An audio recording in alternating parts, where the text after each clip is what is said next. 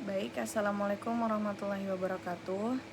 Di sini saya dari kelompok 8 akan mempresentasikan tentang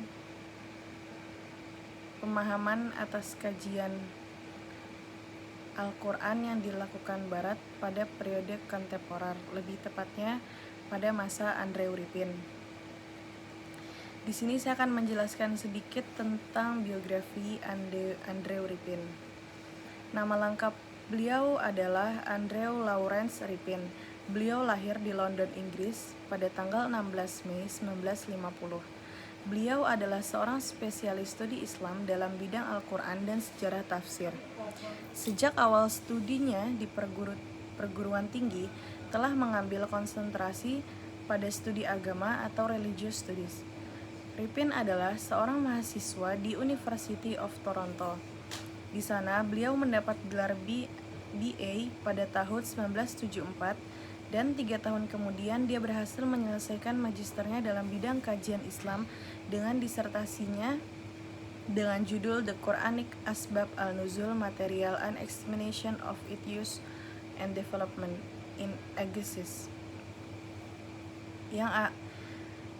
Sejak tahun terakhir kuliah doktoralnya, Uripin sudah mengajar di Michigan State University pada jurusan studi-studi agama 1979 hingga 1980. Dan setelah itu dia diangkat menjadi profesor muda pada University of Calgary hingga tahun 1984. Pada tahun inilah dia dianugerahi jabatan sebagai profesor tetap di university yang sama.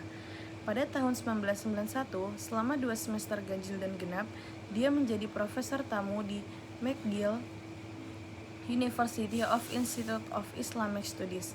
Beliau kemudian kembali ke Universitas of Calgary dan dia berhasil mendapatkan jabatan tertinggi dalam dunia akademik, yaitu profesor penuh atau full professor pada tahun 1992.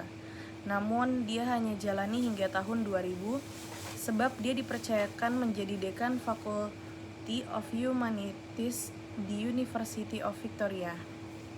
Sepanjang karirnya, profesi yang paling lama ia tekuni adalah editor, yakni sejak 1983 hingga saat ini, sehingga kepiawaiannya menulis bisa dibilang sudah tidak diragukan lagi. Karena itu jugalah tidak mengherankannya jika kemudian ia memiliki banyak jaringan dalam dunia penerbitan dan percetakan hingga tulisannya kerap muncul di berbagai buku, ensiklopedia hingga jurnal. Meskipun buku yang ia tulis sendiri sangatlah minim dibanding tulisannya yang tersebar di berbagai jurnal, buku penulis lainnya, buku keroyokan maupun buku yang memberinya space menulis kata pengantar di luar posisinya sebagai seorang akademisi dan penulis. Mungkin dari saya cukup sekian, selanjutnya akan dilanjutkan oleh teman saya.